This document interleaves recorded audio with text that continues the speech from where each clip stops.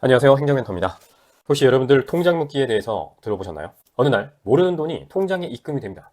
그래서 의아하던 차에 갑자기 통장이 정지가 됩니다. 이런 상황을 통장 묶기라고 하는데요. 최근 더 보다라는 프로그램에서 이 통장 묶기에 대해서 방영을 했는데요. 누구나 피해를 볼 수 있는 이 통장 묶기, 어떤 피해 사례가 있는지 한번 확인을 해보고요. 그리고 왜 이렇게 문제가 되었는지, 또 대처는 어떻게 해야 되는지를 한번 함께 정리를 해보도록 하겠습니다. 도움이 된다면 좋아요, 구독 부탁드립니다. 사실 통장 묶기 피해가 불거진 건 좀 오래되었습니다. 원래 통장 묶기는 이제 보이스 피싱 조직이 그 피해자를 속여서 이제 타인의 계좌 입금하게 한다든지 그런 걸로 원래 얽혀 있었는데, 지금은 또 양상이 조금 달라졌는데 요거는 차차 보시면 알게 됩니다. 그러면 이 통장 묶기의 사례를 한번 살펴보도록 하겠습니다. 자, 일단 첫 번째는 이제 자영업자들이 당할 수도 있는데요. 실제로 아까 전에 보셨던 그 더보다라는 프로그램에서도 카카오뱅크를 쓰시는 이제 어떤 분이 피해를 입으셨는데 답이 없었습니다. 그런데 요거는 이제 인터넷 은행이라는 점도 조금 더 추가가 되었고요. 어쨌든 이 자영업자 같은 경우에는 이제 계좌번호를 공개하죠. 그렇기 때문에 누구나 다 알 수가 있어서 이 계좌가 이용될 수 있다라는 게 이제 문제죠. 그래서 뭐 어떤 사람이 악의를 가지고 자영업자 계좌 입금을 한 다음에 보이스피싱 피해 신고를 하면 이 계좌가 이제 정지가 된단 말이죠. 그렇기 때문에 돈이 나가야 되는데 나가지 못하는 상황에 처하니까 이걸 풀어줄 테니 합의금을 달라, 이런 사기가 조금 예전에 성행했던 적이 있고요. 그리고 이제 직장인이나 뭐 사회초년생도 비슷하죠. 이분들 같은 경우는 이제 연체가 된다든지 하는 등의 이유로 뭐 신용점수가 하락된다든지 그런 불이익을 겪을 수 있고, 그리고 최근에는 이게 복수의 수단으로까지 발전을 했습니다. 만약에 계좌를 정지하고 싶은 사람이 있다고 쳐볼게요. 그러면 이걸 복수를 대행해주는 업체가 있습니다. 그 업체한테 청구를 해서 이런 통장 묶기를 시행하는 거죠. 실제로 더보다 제작진들이 이러한 복수 대행에 청구를 하는 그런 장면이 있으니까 궁금하신 분들은 시청하시면 좋을 것 같습니다. 기사를 검색해보면 이 계좌가 공개되는 유튜버 같은 경우에도 피해를 입은 사례가 있습니다. 뭐 방법은 동일하기 때문에 계좌가 공개된다는 게 꽤나 리스크가 될 수 있다는 점이 중요하겠죠. 이게 과거에 사기 행각이었을 때는 이렇게 협박이 많았는데, 요즘은 지급정지 해제의 증거가 되기 때문에 아무 말도 안 하는 수법도 생겼습니다. 자, 이런 피해 사례, 나도 당할 수 있다는 불안감이 이제 들기 시작하는데요. 이게 누구나 당할 수밖에 없는 이유에 대해서 한번 살펴보려고 합니다. 자, 혹시 통신사기 피해 환급법이라는 법에 대해서 들어보셨는지 모르겠는데요. 정식 명칭은 더 깁니다. 보이스피싱 피해를 구제하기 위해서 만들어진 법인데, 피해자가 보이스피싱 피해를 이제 신고를 합니다, 은행에. 이 신고를 하면 이제 즉시 모든 계좌에 대해서 정지를 하게 되어 있습니다, 법 조항이. 물론 조항이 이제 무조건 이런 건 없고요. 사기라고 이제 의심할 만한 사정이 있다고 인정되면이라는 이제 조건이 있죠.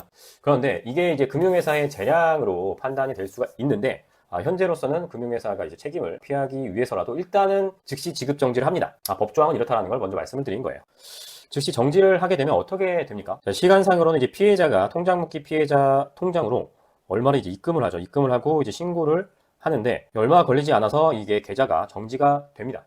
뭐 한 3시간 정도 안에 정지가 되었다는 이제 피해자의 얘기가 있었는데요. 정작 당하면 정말 이제 황당하고 좀 어이가 없을 수밖에 없습니다. 스피싱 피해자를 이제 구제하기 위한 이 조항이 반대로 통장 묶기 피해자를 낳게 되는 결과를 가져오게 됩니다. 물론 그렇다고 해서 뭐 이 법이 잘못됐다는 건 아니지만 어쨌든 간에 이 부분을 보완할 필요가 있죠. 그래서 현재는 이제 법이 좀 개정이 돼서 어느 정도 보완은 됐습니다만, 그럼에도 불구하고 이제 피해를 입으면 좀 이제 두렵죠.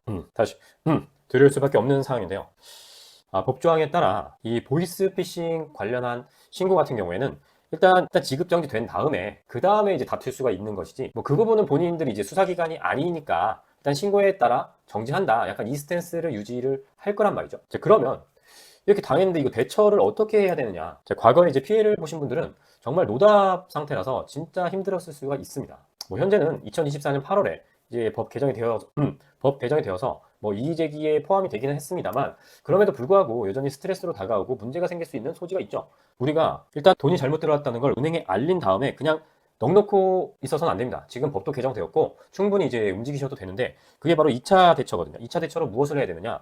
지급 정지에 대해서 이제 의의 제기를 하실 수가 있습니다. 뭐 검색을 하셔도 많이 나오는데, 이 지급 정지 후에 그 해당 은행에 이제 이의 제기 신청서를 작성해서 제출을 해야 됩니다. 그런데 이제 법조항을 보면 이제 객관적인 자료를 소명하라고 되어 있거든요.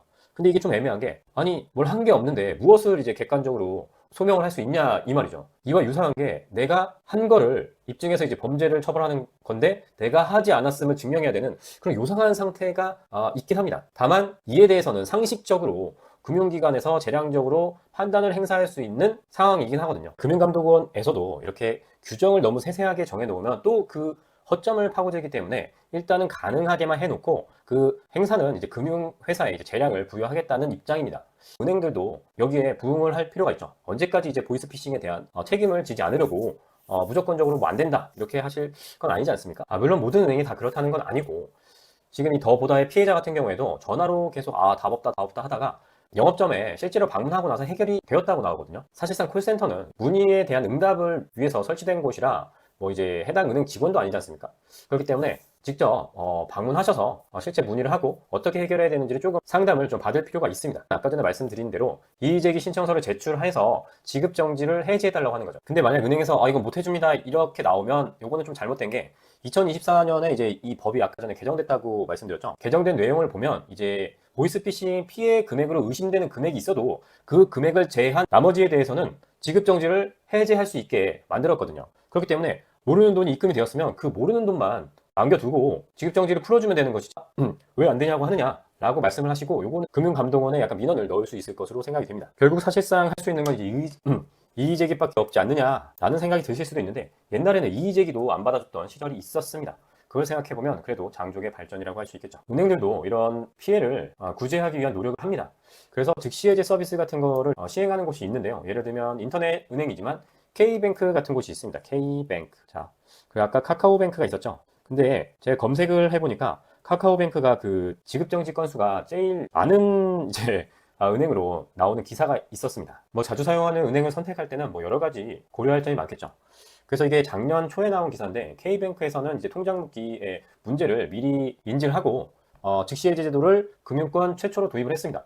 그런데 이게 많이 알려지지는 않았을 거라고 생각을 하고요. 다만 이제 최근에 이제 더보다에서도 방영되었던 것을 보면 아마 많은 분들이 이런 서비스에 대해서 검색을 많이 하고 있을 거라고 생각이 됩니다. 예전에 답이 없었을 때는 이제 몇 개월이 걸리는 경우도 있었던 것 같은데 말 그대로 그냥 모르는 돈을 입금시키고 나의 통장을 정지시킨 그런 말도 안 되는 건이라고 인정이 되면 이런 즉시해제 서비스를 통하면 바로 해결이 될 수 있는 가능성이 있는 것이죠. 그리고 K뱅크뿐만 아니고 이제 토스 같은 경우에도 이제 이의제기 신청을 어떻게 하는지 그리고 또 본인들이 확인을 어떻게 하는지에 대해서 설명을 해주고 있는데 즉시해제 서비스와 같은 이런 서비스는 각 은행에 문의를 하시는 게 더 빠를 것 같습니다. 계좌이체나 신용카드 결제가 일상인 요즘 시대에서 통장 묶기는 상당히 곤란한 일을 겪을 수 있습니다. 저 또한 두렵기 때문에 K뱅크 계좌를 하나 개설을 했는데요. 가급적이면 약간 외부에 노출되는 계좌번호를 조금 조심할 필요는 있겠습니다. 진짜 나쁜 마음을 품고 나의 계좌를 정지시킬 사람들이 그게 많지는 않을 테지만 세상을 살다 보면 다양한 일을 겪을 수 있기 때문에 미리미리 대비를 해두면 좋겠죠. 자, 오늘은 사회 문제로 불거지던 통장 묶기 피해 사례를 알아보고 대처법까지 한번 정리를 해보았습니다. 오늘 내용 유익하셨다면 좋아요와 구독 부탁드리고요. 저는 또 다음에 찾아뵙도록 하겠습니다. 감사합니다.